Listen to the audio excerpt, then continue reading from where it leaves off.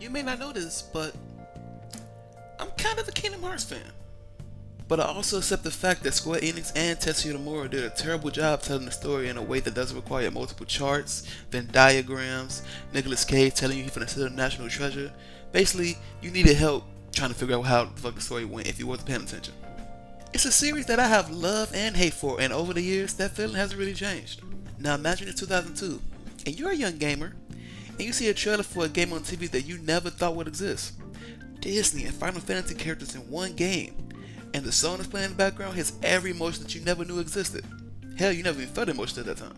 Now imagine you were too poor to get it, and you only had a GameCube at the time. I was very distraught. Broken, in fact. And that's when I knew I needed to get a PS2. Now, fast forward a couple years after I begged my mom for a PS2. Finally, Kingdom Hearts with the red cover Greatest Hit Edition logo on it, I finally got it. And I rushed home that day super excited to play it after all these years of waiting. Now with me being this excited, you would think I was a big Disney fan. No, not really. You would think I was a big fan of Final Fantasy at the time then. Nah. Final Fantasy 7 and Tactics were great at the time, but I wasn't really a big fan of the series as a whole. Like, I didn't really care about none of the characters. I think it was just something about two almost complete opposites coming together creating a unique experience at the time that didn't really happen besides Marvel vs. Capcom and other fighting games. An adventure game that lets you travel across multiple different Disney worlds from a new perspective captivated me. Now I finally get to play it, and it's pretty much everything that I could have wanted. Likeable characters like Sora and Kairi, and of course all the Disney characters. Beautiful worlds that always seem to have some secrets hidden behind every single corner. Extremely entertaining gameplay that felt impactful and deep with every swing that you do and every level up that you get. Very fun bosses from popular Disney movies and Final Fantasy games that are mostly unique from each other. And the music. The fucking music of Kingdom Hearts is top tier. Up there with Zelda and Persona in my opinion. Every world, every menu is oozing with character because of the sound design as well.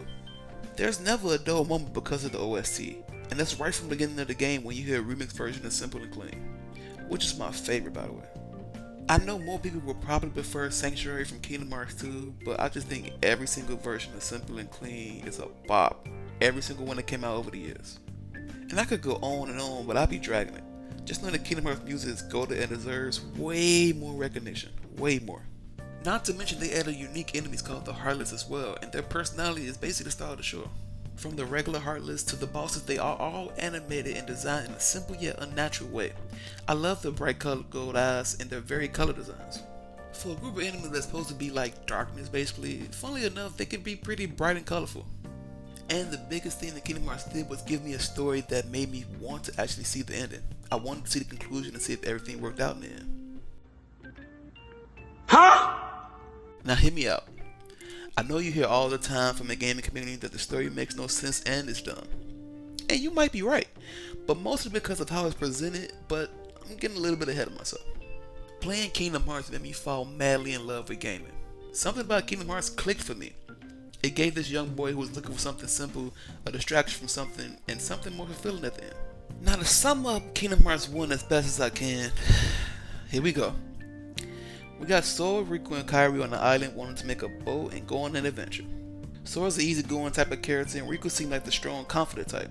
And Kairi is the friendly goo that tries her best to hold the group together. So they begin by collecting the couple of things they need to repair their boat over the next couple days, while exploring the island at the same time. Riku constantly teases Sora. Pretty much every chance he get. Every time they want to do a challenge like race or something like that, he's like, hey, I'm gonna share this apple fruit with her. And ain't gonna nothing you can do about it. I'm gonna do it. There ain't nothing you can do about it.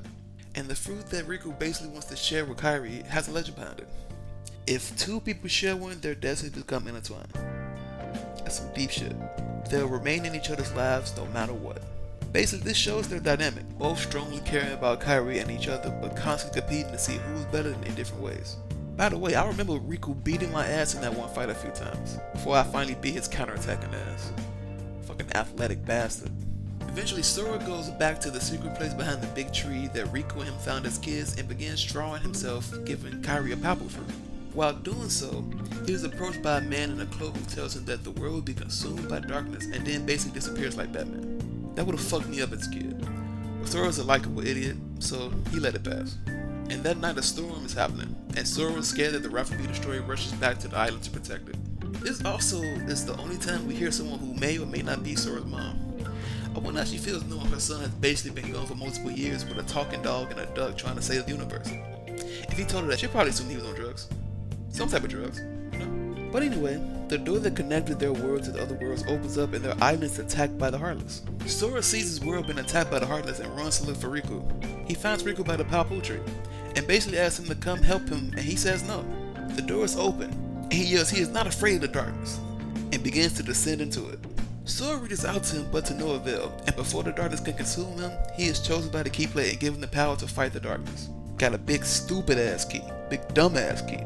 Sora runs through the island to fight Heartless and then sees Kairi in her secret place behind a large tree, but somehow she just blows through him and he tries to catch her and then she disappears. Some real ghost shit happens. He then also gets blown outside. This moment's actually kind of important, but you know, anyway. Oh, by the way, Sora had a dream where he was fighting a big Heartless called Darkseid, and it's basically where you get to choose how your stats and skills scale, and it's pretty cool. It's pretty unique, I must say, for a game at that time. Outside, he sees his world basically disappearing into the darkness, and he ends up in a fight against the Darkseid he had in his dream, but for real this time. He defeats it, and then he disappears into the darkness. He is then woken up by Pluto the dog, of course. Look at his face, and he realizes that he's in a new world called Traverse Town, either way. And over time, he then meets Final Fantasy characters like Leon and Yuffie, who basically help him understand what the Keyblade is and does and what the Heartless are. Well, that's after you have a fight with Leon right from the get-go. I beat his ass the first time, so it was kind of surprising later on when I found out that there was a losing cutscene as well. But after your ass beaten, or ass whooping, either way you pass out.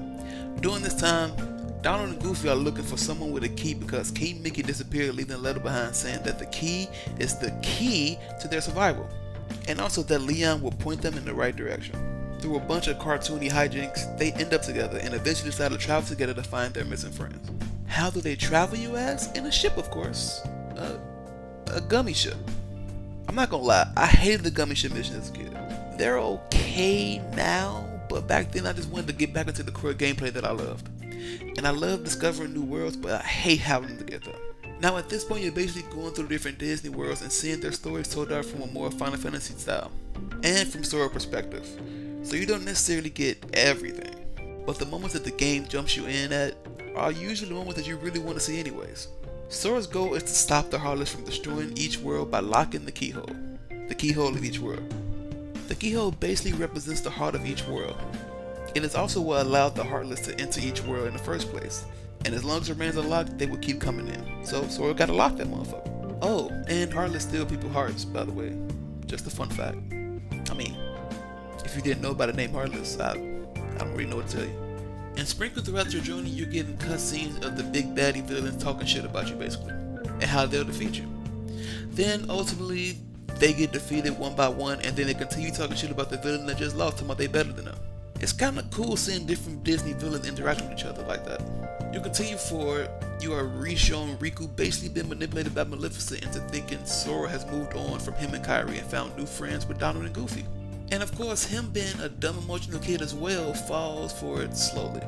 You also are shown a somewhat lifeless Kairi and Riku basically willing to do anything to fix it, even if it meant throwing everything away. And guess what? He basically attempts to do so. So after completing multiple worlds, Sora ends up at Hollow Bastion and ends up meeting Riku, who was fighting with Beast, and he tells Sora that there can't be two Keyblade Masters, and then basically bitches you and takes the Keyblade from you and tosses you a wooden sword saying, go play hero with this. And your two lovely friends, Donald and Goofy, that were with you every single step of the way decide, hey, the king said we should follow the key, and that nigga Riku has the key now, so peace out. It's actually kind of heartbreaking. Like, it's cold-blooded that these niggas did that. Not to mention, there were points where Donald basically wanted to steal the key and ditch Sora in the first place. But anyway, Beast inspires Sora to not give up and press forward and eventually find Riku. But of course, Beast gets distracted and chases after a Heartless that looks like Belle, and Riku basically tries to end Sora's whole career. But Goofy, being a real ass nigga, protects him, and then Donald switches back as well. And Sora lets Riku know his friends are his power, and he gets the Keyblade back. Friendship. That's the power of the Keyblade. I'm sorry. Now he beats up Riku, and then Riku runs away, and the chase continues.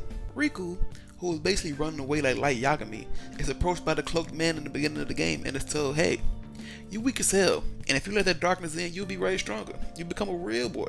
a real one.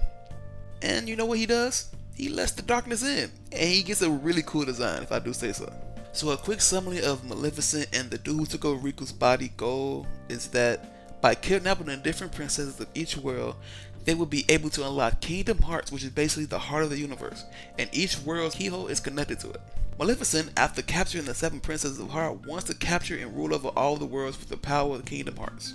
And spoiler for the series in general, the Cloakman is basically wants to start a Keyblade war, but the reasons are told through multiple sequels, which is kind of a problem. But with Maleficent and Nega Riku being the last line of defense, with Kairi's heart being missing, there's nothing they can do to proceed with their goal. With basically no way for them to fix it, Maleficent decides to stop Sora once and for all. And she fails, of course.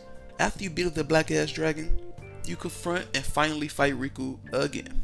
And through conversation that he had with Sora, Sora finds out that Kairi's heart is basically inside of him. And in order to free her heart, he has to unlock his own, which unbeknownst to him causes a slew of issues for the future. But, you know, he commits seppuku and basically returns all the princesses whose hearts were captured and Kairi's back, and now Kairi wakes up and sees Sora vanishes before her eyes. And if you remember from earlier when Kairi basically got blew away by the wind into Sora, that was the moment where Kairi's heart went inside Sora's. By traveling all around the different worlds and planets, all the princesses' hearts connected to his, and that's how he was able to return all their hearts to him when he unlocked his own. It's kind of cool, kind of neat, kind of, you know, a unique thing that they did. A swole nigga Riku, basically Ansem, who possessed Riku, shows up and tries to defeat Kairi, Donald, and Goofy. But guess what? Riku's spirit, or I guess his heart, stops him, and Kairi and Donald and Goofy escape. You end up in control of a random Heartless. You walk your way back to the room and you see Kairi, and she immediately recognizes that it's Sora. And then all of a sudden they get surrounded by a bunch of Heartless. They're about to get their ass whooped. But then Kairi hugs Sora Heartless, and then he comes back to normal because of their heart and their strong connection. That love is real. Then Beast shows up. Yeah, Beast is still around, and he helps them escape. They then return to Travis Town to figure out how to stop Ansem from unlocking Kingdom Hearts. After conversing with everyone, they figure out what they need to do, which is basically what they always been doing, and that's to lock the keyhole of that world, which they didn't do. And then they end up at the place called the End of the World. It's a place that has been filled with the destroyed pieces of the other worlds that were destroyed by the Heartless. They fight through all the bullshit, multiple bosses, etc., and end up at a door leading back to Destiny Island. But lo and behold, it's also connected to the darkness. Then they see Riku, and it's definitely not his voice. Swole man voice. Big swole muscular man voice. Deep voice, in fact. It's the hooded man named Ansem. He speaks about Riku opening his heart to darkness, and the other thing about hardness being the heart's true essence. But Sora doesn't fuck with it, so they decide to fight. They fight multiple times, including a version of Ansem that he looks like a fucking monstrous ship, and eventually he gets defeated by Sora when he proclaims that Kingdom Hearts is light. And at that moment, Kingdom Hearts releases pure light and puts Ansem exactly where he belongs. Now that Kingdom Hearts is open, however, it needs to be closed and locked, and the best way to do it is by locking it on both sides, which Riku volunteers along with King Mickey, which is technically the first time we end up seeing him in this game. And they seal it from both sides with the hope that they'll see each other again. Now that Kingdom Hearts is closed, the worlds that which were once connected are now separated, and Sora sees Kairi and promises that he'll come back for her. And then, simple to clean plays, and it's a touching, bittersweet ending. With the trio still separated and darkness is technically still a thing, the journey to get back together will be a long one. And that's Kingdom Hearts, at least the first one. My feelings for this game hasn't changed much since I first played it. The story, while goofy, is interesting, and the gameplay, while clunky at times, can still be very satisfying. Unless you're relying on Donald to heal you, then you're gonna have a bad time. Donald doesn't love you, and he never will. Donald, heal me! No! Do it! No! I'm saving my magic for something useful. It's no waste. You need to dodge and block more. Tell that to Goofy! Unlocking new skills as you level up and progress is dope. Gliding, parrying, the different types of magic like fire, gravity, arrow, oh my god, stop. All those different skills expands the combat to already extremely fun heights. They really nailed the progression. The world design is something you expect from Square as well. Some top tier shit. Colorful, expansive, and full of Disney charm. And the original designs that they made, ugh, it's more Final Fantasy than Disney, but it's a positive to me. More chains and gloves, the better. Oh, and the Keyblades you unlock are so fucking dope. Unlocking new ones as you progress and seeing their designs was one of the most satisfying feelings I had in gaming. They really made keys, something that looks very basic, looks something very powerful and very unique. Now my only thoughts as an adult is what the majority of people will probably agree with. The way Square released the story is fucking terrible. It required multiple consoles and had way different gameplays depending on if you're into a card game or not, or a mobile game. You will probably never play it, and you'll be missing a chunk of the story as well. It's kind of crazy to think about over the course of 20 years that the Kingdom Hearts game has released on 6 different platforms. This doesn't even include the different collections, just the main entries or stuff that's important to the series. Also, let's not forget to mention that it took forever to come out, so people basically didn't really care anymore. And they didn't know that each one that came out was kinda important. The idea that you would have had to spend thousands on each platform and the game to experience the story in order when it was released is mind-boggling. I'm tired of this, man. I'm sick of worrying about lit cars. I'm sick of worrying about the government. I can't eat. I'm broke, nigga. I'm broke. They wanted fans to follow them to every new platform and expected newer and casual fans to understand what the fuck is going on. And it kinda was impossible to do. And by doing so, the narrative of Kingdom Hearts became a bunch of mumbo jumbo. Well, it pretty much already is. It's dumb as hell, I believe it, I know. But it's not that hard to follow, especially now with the collection of all the games being on every platform.